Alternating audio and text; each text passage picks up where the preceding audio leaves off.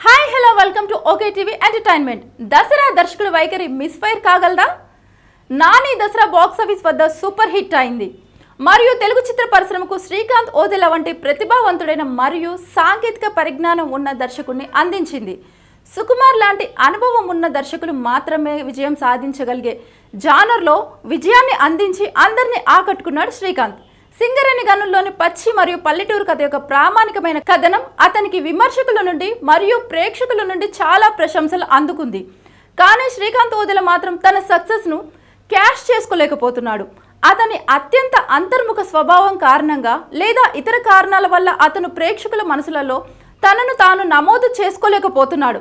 సాధారణంగా ఒక చిత్ర నిర్మాత, ముఖ్యంగా పరిశ్రమకు కొత్తగా వచ్చిన వ్యక్తి తన సినిమాతో పాటు తనను తాను ప్రమోట్ చేసుకోవడానికి ప్రయత్నిస్తాడు.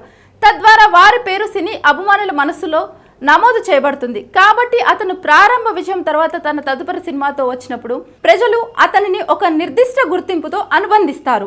పేలవమైన సినిమా చేసినప్పటికీ లైమ్ లైట్ ను కొట్టే దర్శకులు చాలా మంది ఉన్నారు. ఆపై ఓవర్ ది టాప్ స్టేట్మెంట్లు చేసినందుకు తర్వాత ట్రోల్ చేయబడతారు. మరోవైపు అరంగేట్రం చేసి సక్సెస్ఫుల్ గా నిలిచిన శ్రీకాంత్ ఓదెల దాని విజయాన్ని సొంతం చేసుకునేందుకు వెనుకంజ వేస్తున్నాడు. అతని సినిమా మాట్లాడింది ఇప్పుడు అతని వంతు. ఈ రకమైన సిగ్గు వైఖరి దీర్ఘకాలంలో అతనికి ప్రయోజనకరంగా ఉండకపోవచ్చు. తన రెండో సినిమాకి కూడా మెరుగ్గా కనిపిస్తాడని ఆశిస్తున్నాం.